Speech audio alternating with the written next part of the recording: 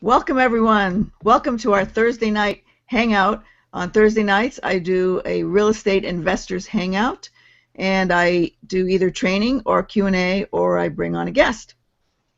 So welcome to the training. I'm glad you all could come.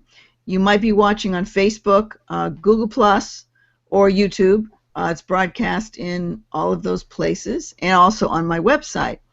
And I do have Facebook comments, so if you're watching and you see the comment section below you, you could just type in your name and just say, hi, I'm hanging out from San Diego, which is what I would type in. So if you want to do that, we can check the comments later and see where people are watching from. I do have a special guest for you tonight. I'll introduce him in a minute. First, I'm going to show you briefly, I have a new app so you can actually watch. Oops. All right. Now you hear the app. Okay. That's because it's broadcasting on YouTube and it's slightly delayed. So I have all these pages open just to show you how it works. Let's see. So I'm going to screen share and just show you how we do that. And if you do want to, let me show you one more thing.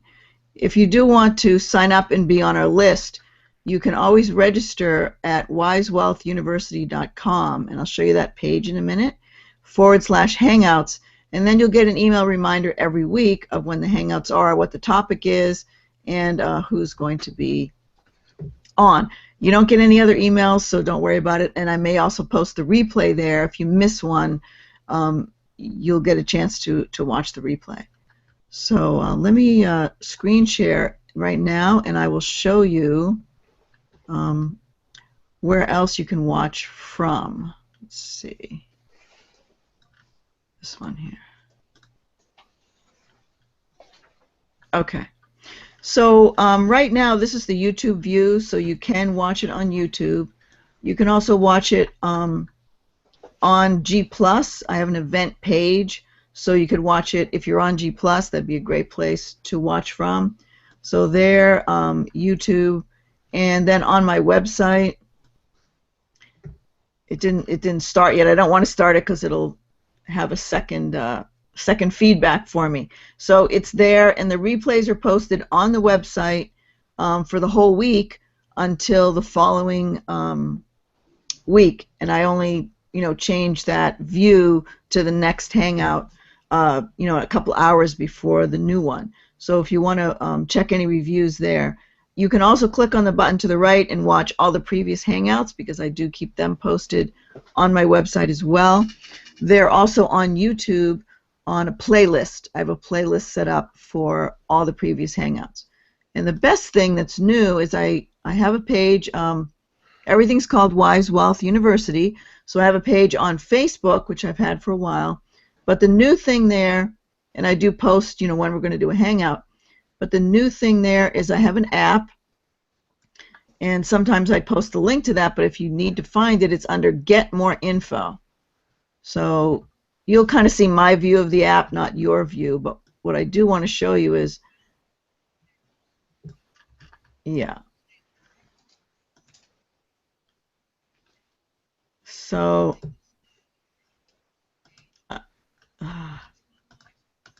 it's playing somewhere else. There it is. So it was playing on the app because I went to the app. The app will start playing automatically, automagically. So right on Facebook, you can go to my page, and I love it if you like the page, Wise Wealth University, and go under Get More Info, and you can watch the show right in Facebook without ever leaving Facebook. So if you're a Facebook fan, that's what you do. There's a link to prior hangouts. And then that's where there's a link to my private lender's ebook and other links that you can check out there. They also have an ebook. I also have an ebook link at the top. So those are the different places where you can watch the show. And I'm going to stop the screen share and bring us back to our broadcast.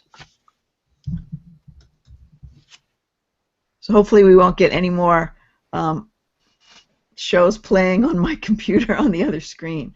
Anyway, tonight I am very pleased to have a special guest, Agustin, and Chris is excellent at finding houses and also at rehabbing and finding crews to work with and rehabbing houses. He has fixed over 1,000 houses in Northern and Southern California, and he's going to join us tonight, give us some of his tips and tricks, and show you how you could get started and do the similar thing.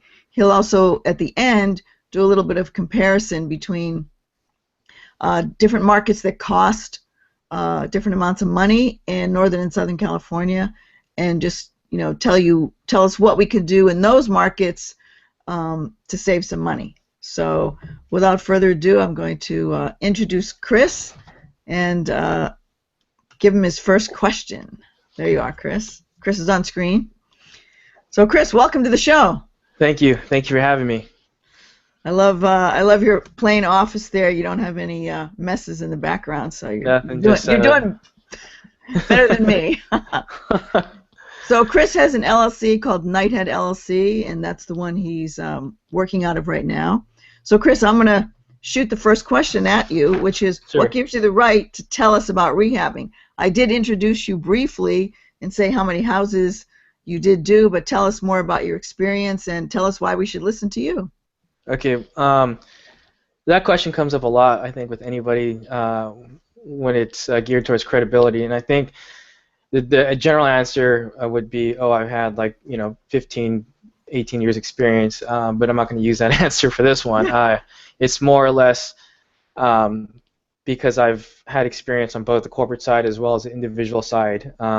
Individual meaning small group, team atmosphere, and purchasing, rehabbing houses to all the way to disposition and selling.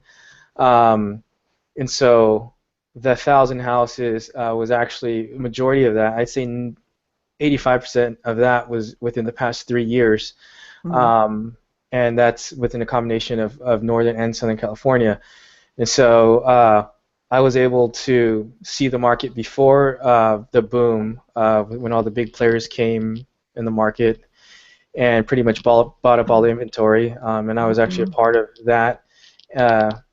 But during that period, I was able to get an experience on, what type of decisions they made to evaluate new markets, drop out of old markets, or utilize their existing markets to improve on their standards, and also the downturns and stabilization, such as areas in Sacramento.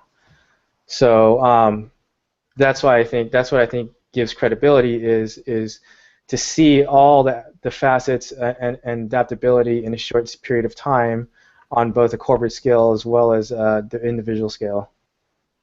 That's awesome, because a lot of people don't have that experience of the corporate side, so you can bring a lot of interesting stories to us for that. So that's great. So how long have you been you're in Sacramento, how long have you been in Northern California right now? Well, I'm originally from here, but I just came back to doing business here for the past 2 years. Mm-hmm. So I like Sacramento in a sense where a lot of the major players here, so I'll just name a few: Waypoint, Blackstone, American Homes for Rent. They're buying up all the inventory, and when they come, the assumption is that everybody that has previously been here buying homes, they feel there's no way that they can compete. And so when all the assets have been bought up by the big boys, there was it put everybody in a disarray a little bit. But I have a different opinion. I think when the big boys come, people get discouraged of buying homes, but that also leaves opportunity if you work a little bit harder, in a sense.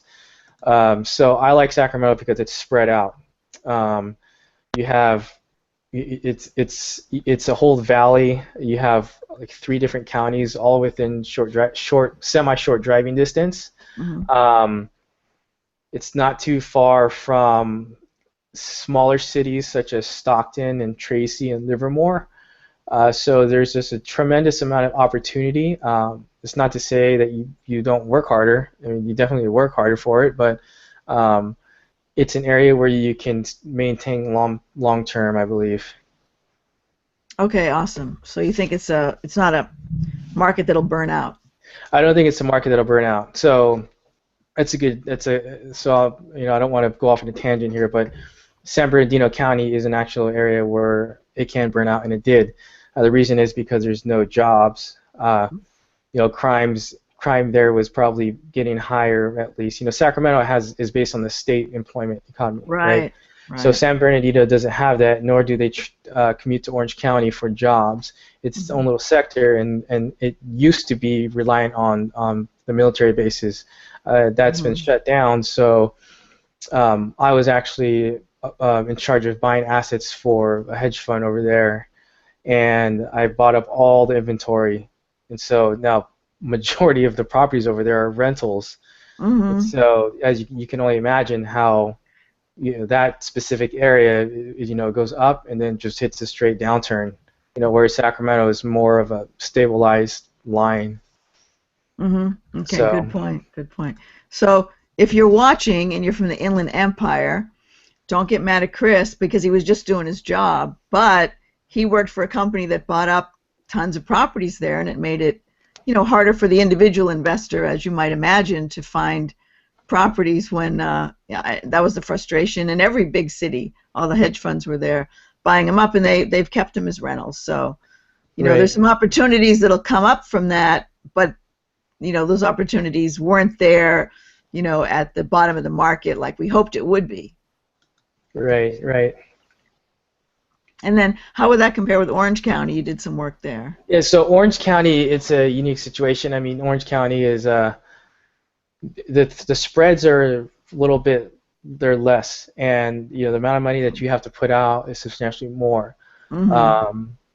There's three types of properties, three types of targets in Orange County. You have the areas such as like Santa Ana, Santa Ana and Orange, parts of Orange, and like Westminster, Tustin, some parts of Tustin. So you have the $400,000 to $600,000 range, and then you have the slightly upper middle class areas such as Irvine, and then down the south, down 405 and I-5, like Ladera Ranch and like the kind of newer homes. Those are anywhere from maybe 6 or 7 to 1.2, 1.5. Right. And then the higher end, then you have like Emerald Bay or like Corona Del Mar. So those areas are the higher ends. I'll start with the higher ends. Those will always sell, but it all depends on the street and the area. So there's a sense of prestige in the submarket.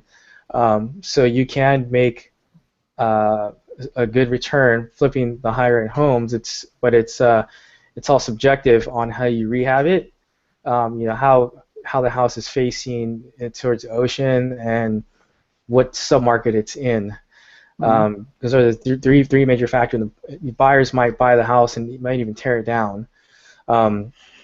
Irvine, the mid-level, you'll find properties that flip. Everybody's looking to buy as homeowners, but there's a low margin in those areas.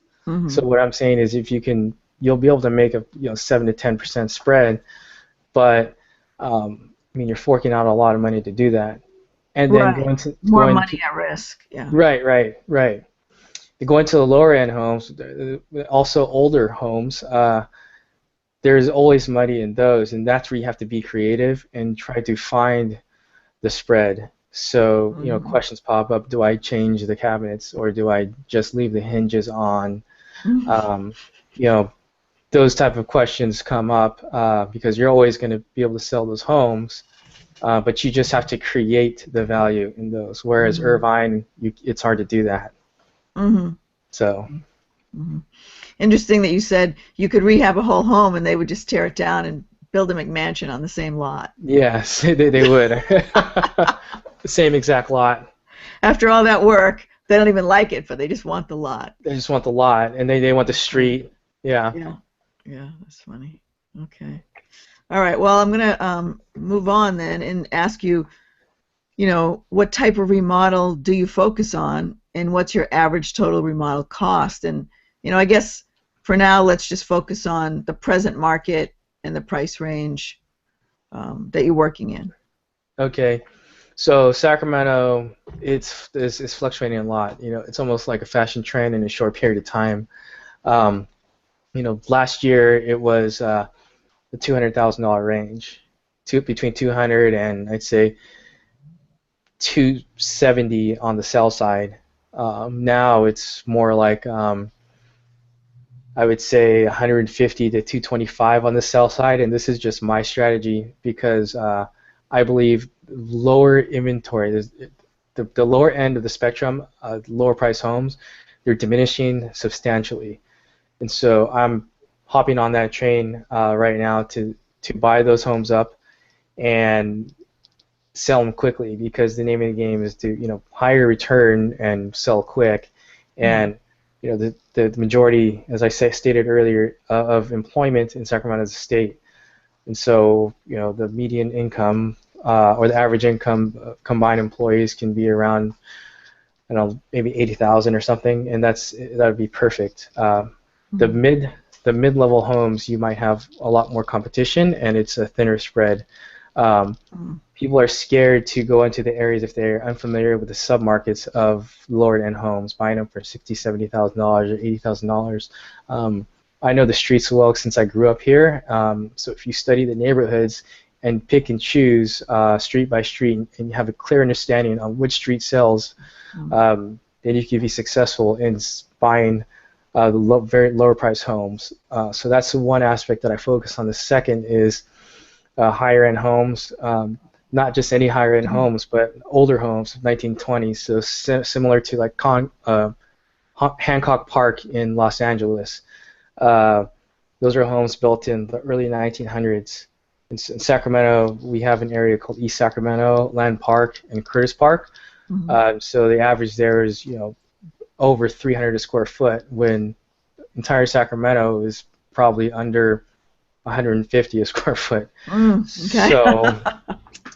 So it's a big change, meaning there's opportunity in reducing that by adding on to the property. So if you're buying it at 275 a square foot, and you add on to it, you further reduce that down to if you're paying only 190 a square foot total and selling it at 350, though it may take longer, but it's a good return. So I try to include that in the portfolio mix when flipping homes, but I don't put all the eggs in one basket. It's good to diversify.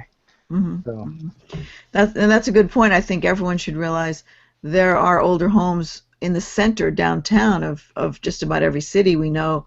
Of those areas in San Diego, Hillcrest, North Park, South Park, all those areas have older homes, smaller homes, but once they're fixed up, they sell for $600,000, $700,000, $800,000.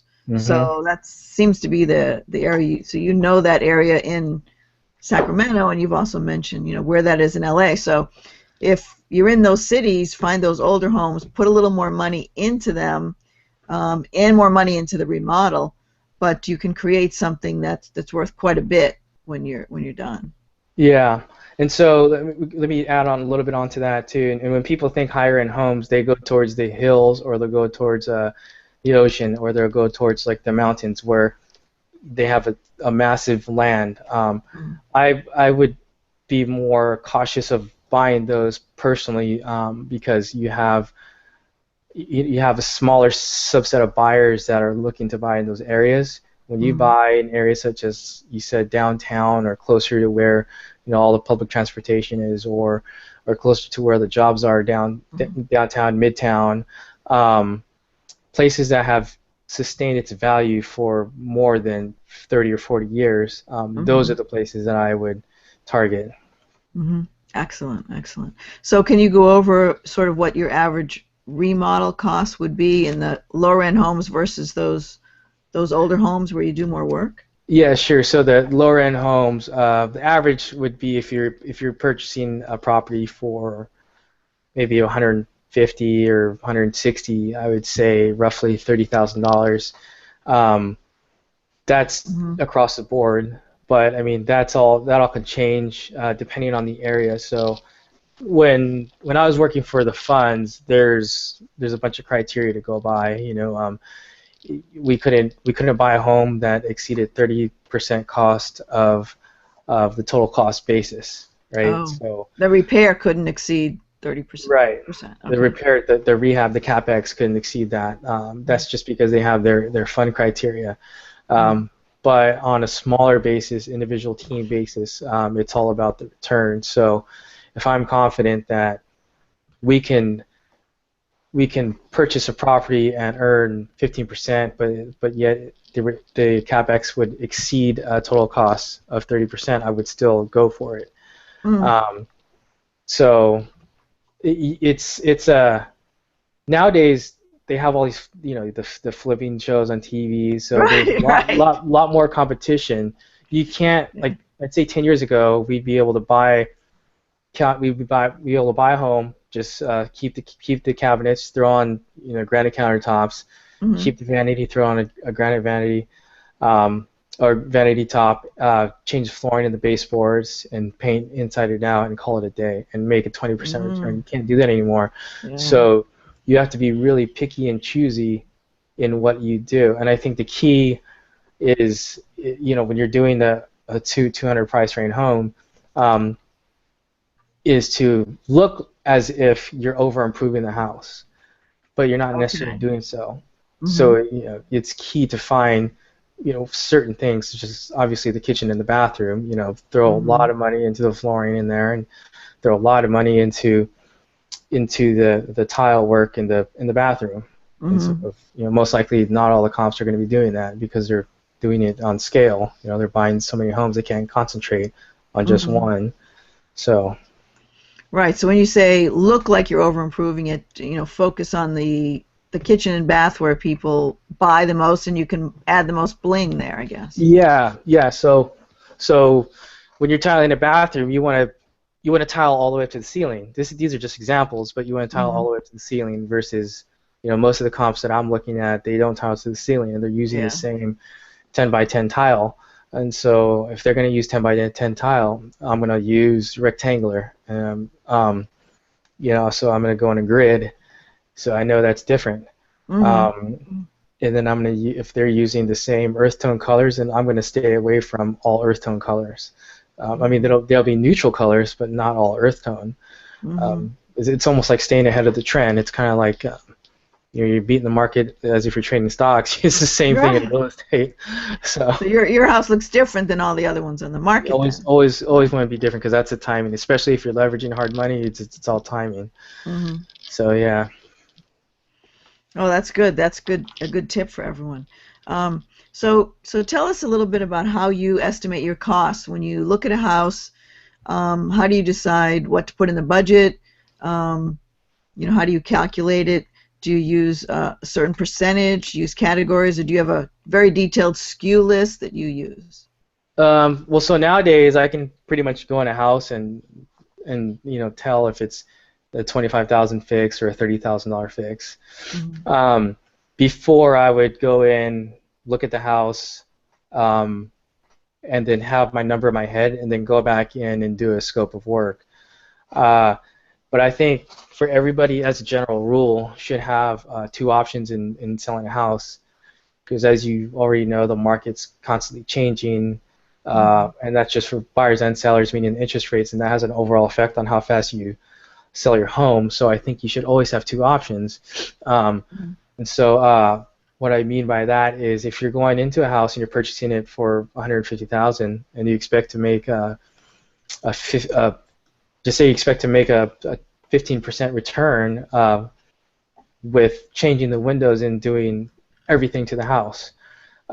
Well, if the market changes on you and two or three other properties go up on market that are for sale by owners that aren't fixed up but sold in less than 10 days at Hmm.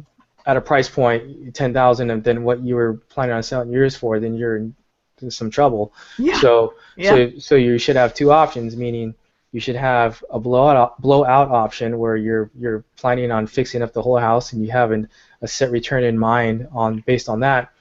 And then you should also have a return based on utilizing like 70% of what you originally planned on.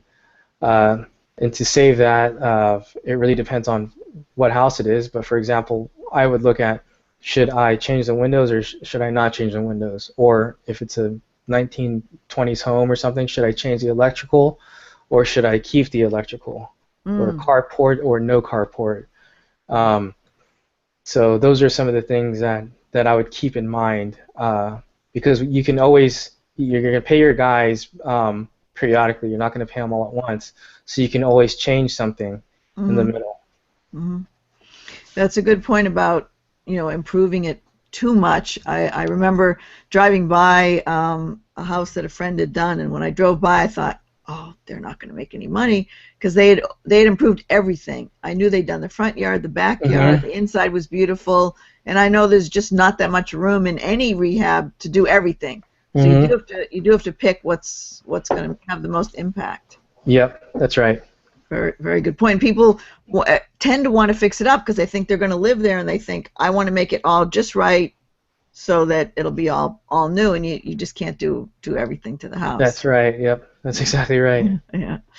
So so you now you can estimate, but originally you would kind of write it all down, or maybe go to Home Depot, check some prices, get it online, things like that. Yeah, I would be pretty detailed and OCD, and actually could go to Home Depot and go on their website and make the list, take the SKU number, take my guys to Home Depot, make sure they write the SKU number and every little detail, because I wanted to memorize everything in my head. But you can only learn based on experience or a mentor or a group.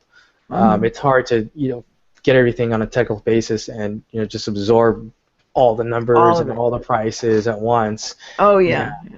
So after a while, how did you estimate your labor costs that went with those materials? Based on previous jobs with the same crew. Okay.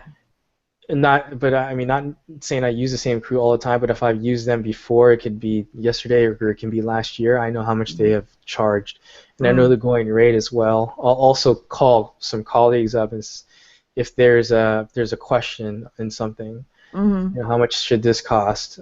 Is this overpriced? Then we'll talk about it. So I have people I can call for that. But they would be pretty general. So the items of paint, carpet, flooring. Those are all pretty standard, and there's only very few items that will be out of the box. Right.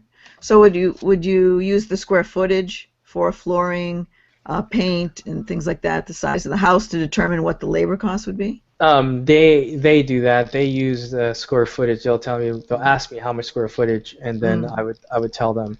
So a lot of the properties have been off maybe 15 square feet or so, but they've been right around the same price. So it's hard for me. There's no calculation on that on their part. They just eyeball it. But in terms of material, that's where you can get technical. So how much square footage it is, like for flooring. Like if it's 99 cents a square foot, and it's 500 square feet of flooring, you already know how much your cost is. Right. So, and that's also with tile and granite. So if you're buying granite, it's $300 for a slab of 8 feet, and you need 3, then you already know your cost. Right. And then that's where you can be creative too, where it's like, okay, if you have a countertop and 2 vanities, you're going to use the same granite in all of them, as opposed to, I want this different color and this a different color. Right. Right. Yeah. Absolutely. Once you know that aspect of the cost and the timing of the rehab, then you can measure your goals against that.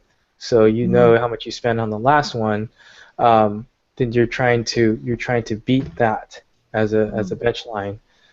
So that's what people don't really know. They all just want to flip houses, but they don't understand. You can measure against your past, your costs on the kitchen, or their past costs on the flooring or something, or their past timing. So always ways to improve. For a quick tip for someone who's just starting out and they have nothing to measure against, how would you tell them to estimate their costs? I would have them pretty simple. I would go to Home Depot and ask them how much they think the workers there to specify in the department. How much do they think that it'll cost to, like, for example, paint? So that's a big one, and that's because when I first came here, I didn't know the cost of paint. So then I got a referral from the cabinet store. They said their brother paints or something, and he gave me a price that was really high, but I thought it was average, and that was I think $2 a square foot, and I'd have to buy the paint. Then I go to Home Depot, and they said I should be able to get it done for $1.75. Okay. And then I would just call around Craigslist and then colleagues, and then I got my price down at $1.25, and they supply the paint. So it's a lot of talking in the beginning. It's a lot of calling around. It's just a lot of touching base with new people and contacts within the trade industry. Yeah, I think we're moving into the next question I had, which is about how you hire your contractors and subs. And I do know one of the houses that we worked on, the guy who was in charge of just hiring some of the people for us, I think he went through 10 or 15 people before he found someone to just do the tile. He just wanted a tile guy to tile the bathroom, and that's how he called Craigslist, got people to show up, and got their estimates and hired them. We used the same tile in the bathroom and the kitchen, so it didn't really matter. We just got him to bid on that. But I guess just to fill in, when you said go to Home Depot, I'm assuming you meant you go to the pro desk and ask them for some referrals and guys that are kind of hanging out there that show up in the morning to get their supplies and ask them to bid for you. Yeah, you can do that too. You can ask that, but any worker at any department should probably have a general idea how much it may cost on the job. Okay. But for somebody just starting, it's just calling around and like you said, meeting them at the property and telling them how much. And the key is to be stern, because the trades guys will always try to haggle, and it's unfortunate. But it's just to be stern and say, hey, this isn't a house that I'm going to live in. I'm going to buy it more. If I'm successful, you're definitely going to be successful. So just give me a price, and if we're not playing any games afterwards, you're definitely going to be making more money for me. Right. And a lot of them don't understand that because they've been screwed over, pardon my French, for so long. But unfortunately, you have to play the game like that from the beginning. Yeah, because they want to make money on that job because they don't know if they're not going to work for a week when your job's over. So that's why they inflate the price. Yeah. It's not, most people that are doing this are used to the W-2 job community, so they don't understand what these guys are like when they get work and then they don't have work, and so they have to budget for that. Yeah, that's right. I mean, I'll just give you a quick general example of, for me, like I came from private equity and finance background in Orange County, and then when I started doing stuff up here in Sacramento, I wasn't used to doing business the same way. It's extremely different. No contracts. I thought that was, outrageous. Kind of weird. No contract. Yeah. It's really weird. Not being technical on the timing and knowing when the draw schedule would be up. I mean, though a lot of general contractors do have that, but those are more of the bigger company guys. Right. And then it's just doing stuff, being late on the job and not knowing everything beforehand, or if there's a mistake. But mistakes will come up a lot.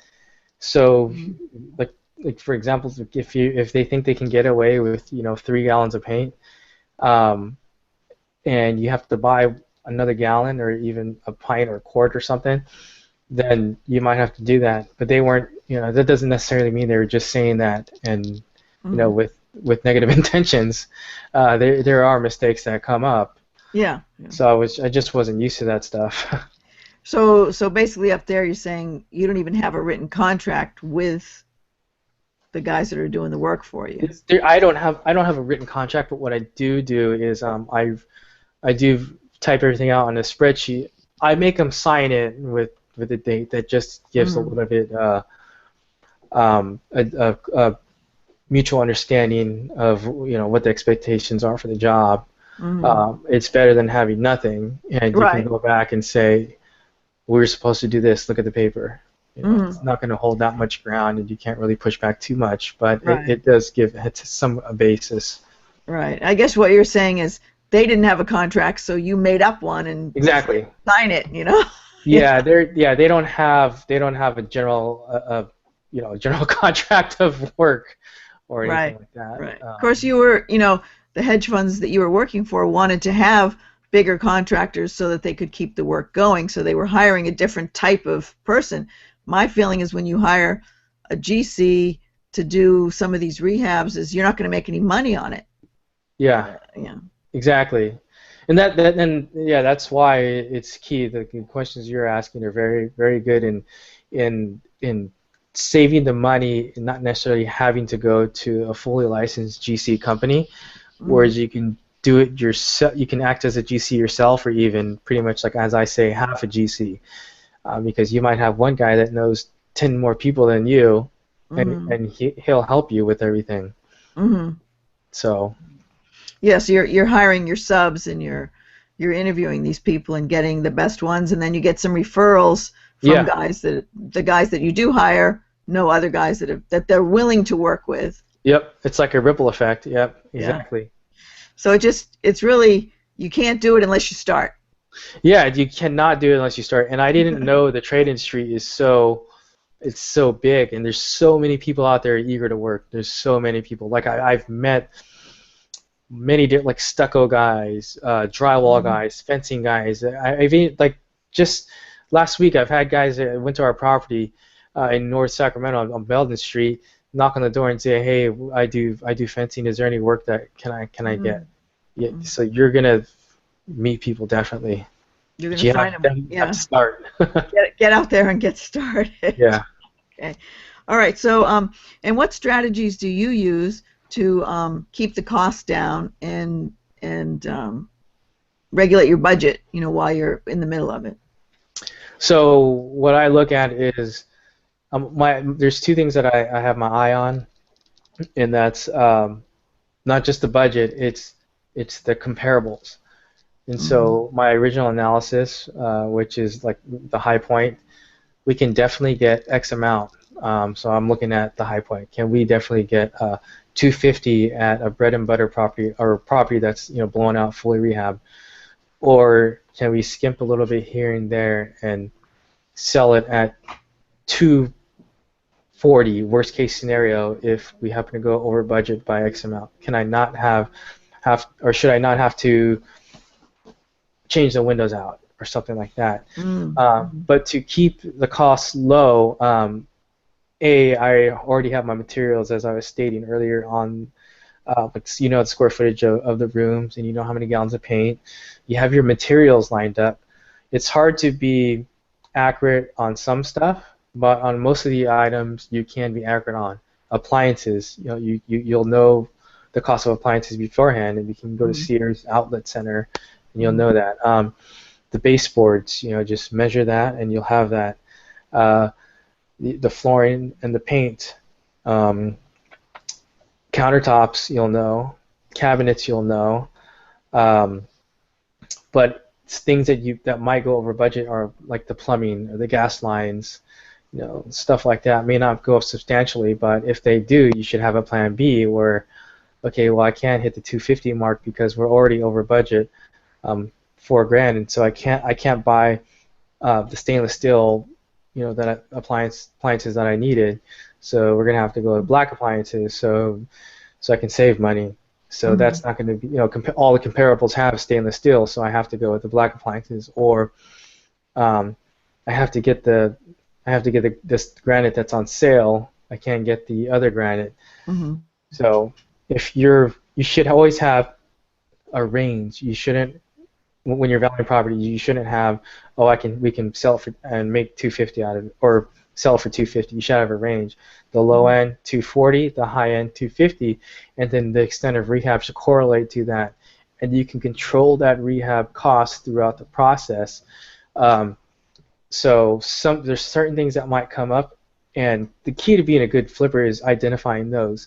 We did one in Sacramento where their tree was an issue. So I knew beforehand the tree could be an issue. So I incorporated that cost in there. And there might be a problem with the plumbing, right, because of the tree root penetration, and so I incorporated that cost in there. uh, the fencing was an issue on another property where it fell, and it was really ugly.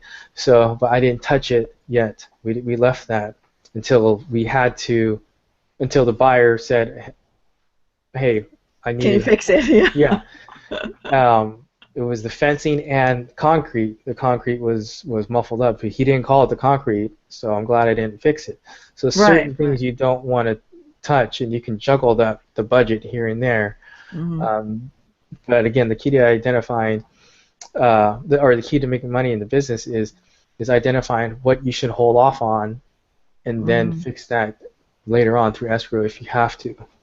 Right. So certain things, if they're requested by the buyer, you can fix them, but then they become a negotiating item, right? Yeah, that's right.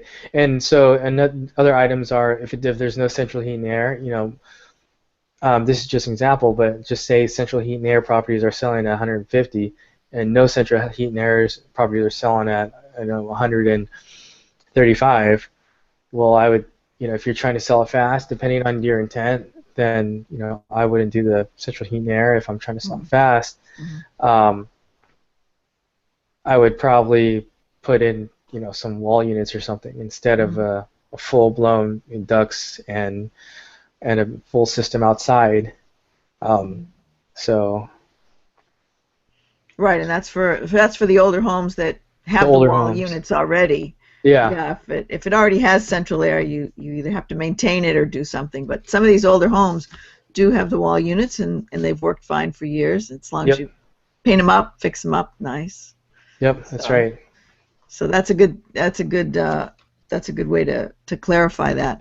And then the other thing you might want to clarify, I'm pretty sure I know your answer, but that would be you're essentially buying the materials yourself. You never have the contractors buy the materials because you want to get the best price. I want everyone to know that that's how you do it. Yeah.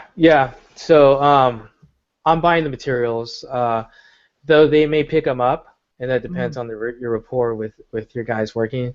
But I'll buy the materials and hold it in my name, and just either pass on the invoice or shoot a picture of the invoice and send it to my guys to pick up, because they always need the invoice number to pick it up. If it's something small, like if they're missing screws or something, and I'm in a meeting or I'm looking at another property, then I'll have them go and give me the receipt. But for the most part, on all the materials, like I said, I'll know everything beforehand in terms of the size. Like for example, the flooring. Then I would go there and pay for it. Doesn't mean that I would pick it up and keep it at the house. Right. Yeah. I just mean that if your guys are buying materials, they're going to cost you more. They're definitely going to cost more. Yeah, and because it's their time, it's their their gas, and yeah. And they're a general contractor charges you for materials, and that's part of his what he's charging for.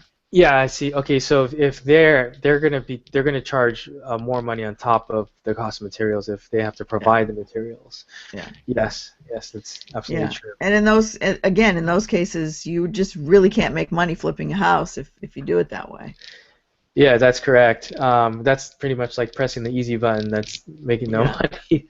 I had 10 years ago, I did a property in Stockton, and it was a good friend of my family's that I thought he was doing the garage, but come to be known that he actually subbed that out to somebody else to do the garage and charged me more than what the garage cost from that other company. Oh, I see. Yeah, so he didn't supply anything, not even the work. Right. So, yeah. So, and that's one thing new people don't always get, because they're used to when they hire someone to fix their own house, they're hiring the contractor and he does all of that. So they don't realize when getting into this business that they really have to control the cost of the materials themselves. Yeah, and that's exactly what people have to look at this is as a business. They have to, you're buying inventory just like as you're doing for like a retail shop or something, and you're selling it, right? So you're looking at then how much you don't have to look at how much return you're getting on each item, but you have to look at it as a business, whereas you're picking and choosing what you have to buy, and then the overall return. Right. Yeah, as opposed to, oh, I'm, just flipping a couple houses here and there. Right. So. Okay, excellent, excellent. Well, let's see. Any other strategies? Like, how much would you put in your sort of miscellaneous category, like in case something happens, like, oh, a tree falls on the house, or the fence falls down, or, like the sewer pipe breaks before you sell the house? What's in your miscellaneous category? So if the more items that are in the budget, I put a slightly more fudge factor in there, and that's just because any of those, that's just, more items is a higher risk of possibly one of those items getting to be more expensive. Okay. So it's a percentage more. Yeah, I don't use an exact percentage, right. But it's like more of a case-by-case basis. So because if it's a higher priced property, the materials are going to be probably higher priced. But on a lower end home, we'll just say if I'm buying a home for $150 and the rehab is roughly $30,000, then I'll probably put maybe $1,500 in there. Higher priced home that, with a substantial rehab job, like if the home is $300,000 and we're planning, and the rehab is just say like $60,000, then I'll put in maybe like $5,000 or $6,000 just to be safe. Because that, we're talking like Wolf Viking stoves, really, red wood instead of just regular wood. Right, and so different things can change the prices on there more quickly. Yeah, and then that's also more of a, it's, you can move the money around to different areas. Like I was talking about, like the stove. Should I have to really get a Viking stove, or can I use that in the bathroom and put 2 shower heads instead of just 1 shower head, for the master? So I mean, it's going back to what I was saying. You look at it like a business. You look at it like an art as well. I like to say that because you're really, it gives you a sense of pride when you're buying the house and you're controlling the aspect of what it's going to look like and how much it's selling for and how fast it sells too. So. Well, can you, let's see, fill us in. Give us maybe a few stories of maybe best or worst contracting story you can think of, or something that went wrong that you didn't expect on a particular house and what that cost you. Sure. Okay, so first property in Sacramento, we found out that there's a septic tank problem. There's a septic tank. It wasn't connected to the sewer. Okay. Hopefully you knew that before you bought it. I did know it. I did know that before I bought it. That's good. But I got a price from some guys, and they said they can remove the septic tank and connect the main line to the house. And so they told me it's going to be $3,000.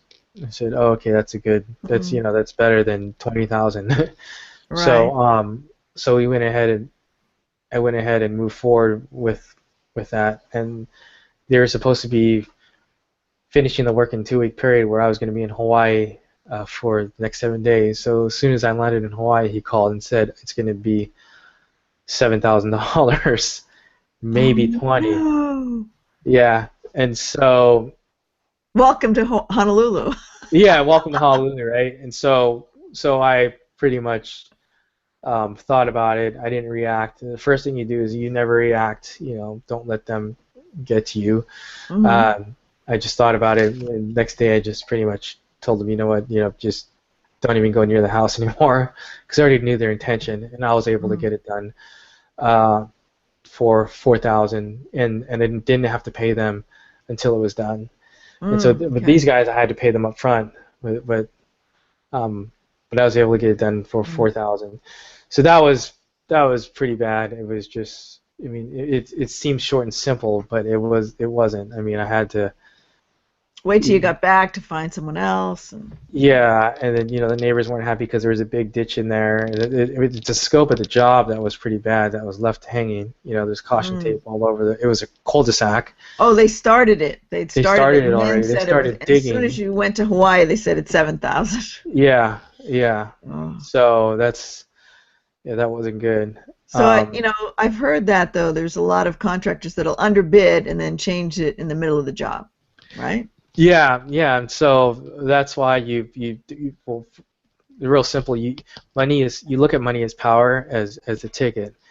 So you always have the ticket. You don't ever want to pay for everything up front before anything starts. So you can pay a little bit of it, and then as it progresses, you can kind of determine is he really making progress on his job or not. And then if he doesn't live up to what he says, if you ask him when's this going to be done, oh, it's going to be done in 3 days, and 3 days have passed, and he says another 3 days, and then a third time, then it's like, okay, enough is enough. I'm gonna have somebody else look at it. So. Right, and you haven't spent too much money on it yet. Yeah. Okay. So that was the worst, recent worst that I can remember. The best one was, since I've gotten back, I would have to say Rebel Stock, where I think we got a contract. We got in, one of my colleagues who I've known, he was able to get us a house to flip, and we turned it, got a contract in 5 days or so. It was it's on the market. Yeah. Very short time. Yeah. It was 5 days, and it was super quick. And so that's the best feeling ever, a sense of accomplishment. So, and it was fast. It was from purchase to sale was 85 days. So yeah, it was really fast. And once you get going on these, it's like an art. You look at the last one, and then you measure against that. You gain experience from the last one. It's and you just keep moving forward. And you can try things differently, like different colors in the homes. Do I do an accent wall or do I not do an accent wall? And it's not like comparing this to as a small business. It's you're more in control. It's a tangible asset, and you're not locked in long term. These are short term things. Right. So each one is short term. Yeah. And again, control and tangibility. This versus securities. You don't know if the CEO is going to get caught with like adultery or something, right? Right. And then God forbid the stock goes down, then you're not in control. Right. Whereas this, if you have a key understanding of the materials, you may not have a key understanding of labor yet, but if you do have of the materials and the values, and what things are selling for within a quarter-mile radius or less, and that's very important that you don't go past that when you're first starting out. The key to value and the materials, then you're on your way. You just have to start, because once you start, then you'll have the last ingredient is the labor experience. So then you have the labor, the values, and then materials.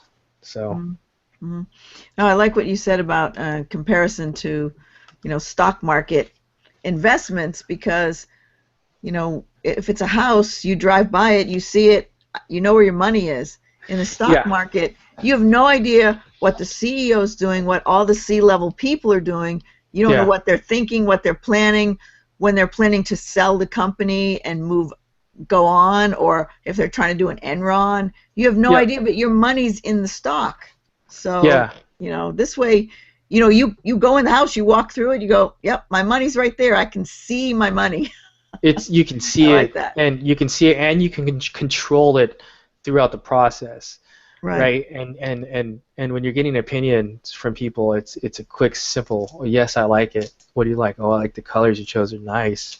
You get the neighbors' opinions, so you really get an in-depth analysis as opposed to, in question, where's my money at? When you're talking about stocks or securities. Right. So, it's in my opinion, it's definitely less risky. Absolutely, that's good.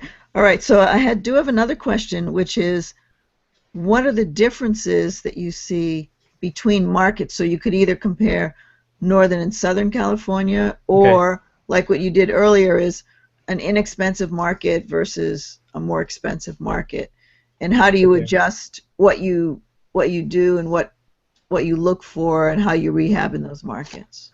Okay, so just Because a we especially have that in California, where people live in more expensive areas, but they have to rehab in some cheaper areas. So. Okay, I'll do like the entire aspect in an example. This is a good question too, because I had to ask myself that when I moved from Orange County. So I'll compare Southern California, the greater Southern California, like Orange County and LA, compared to Sacramento. When you're in Orange County and LA, areas comprised of working class, private sector, or business people, right? Up here in Sacramento, is comprised of state and laborers. So when you're talking, I'm not just saying like the guys that are just hands-on doing jobs here and there. I'm speaking of like construction engineering guys, construction management guys, carpentry guys, but own their own like firm kind of thing. So they have up in Sacramento, they have a really clear understanding of construction, and not only them, like their wives and their whole family has a knowledge. So not only does the property have to look clean, it has to look. I mean, the job has to be nice, has to be done well when you're selling it. And a lot of people think, and even the big firms before they came up here were like, oh, lower price homes. Look at the average purchase price is $230, whereas Southern California, the average purchase price at the time was, I don't know, like 600 or something. Let's go to Sacramento, but it's harder to flip up here in Sac. There was a lot more inventory, yes, to buy, but there's also a lot more inventory to sell. So that in terms of doing analysis, it's really tough to determine the type of market in a sense. Do they have that construction knowledge? And that's what I had to find out, like pretty much the hard way, because I didn't know. I wasn't a construction guy. I didn't have a construction background. I had to learn it on my own. And so now I know that you have to know if are you going into a city or a large market where they have a huge extraction experience, because they can tell if it's a good job or a bad job, or are these cabinets the cheap ones, or are they the expensive ones? Is the molding squared up and in the molding squared up, or the molding squared up, or they're only using 3 1/4 as opposed to 5-inch baseboards. Right. These are hollow core doors. They're not solid. Right. They know their stuff. It's not just aesthetics on how it looks. Whereas Southern California, you can make it look nice. You can use cheap materials with quality work. But in SAC, you have to use, not necessarily expensive materials, but quality materials with quality work. So that's a good comparison. I hadn't thought about the differences on how that works. I know that there are a lot of people employed by the state, probably a lot of civil engineers too, but also state workers, and I know it's good to invest in a state capital because there's money from the whole state coming in there. I own some property in Lansing, Michigan, which is the capital of Michigan, and I just figured that even during the downturns, there was more money coming into that city because it came in from all over the state. So, and those people most of them stay employed during the downturn. So, it's a little more recession proof. Yeah. Oh, yeah. For that reason. Let me check and see. Are there any pictures or anything you want to show? Or are we pretty good? Lined up? Yeah, I don't have any pictures loaded up, unfortunately. Okay, that's good. Let me just check and see if there's any questions on the various pages, and then we'll finish up. So let me see. See what we got here.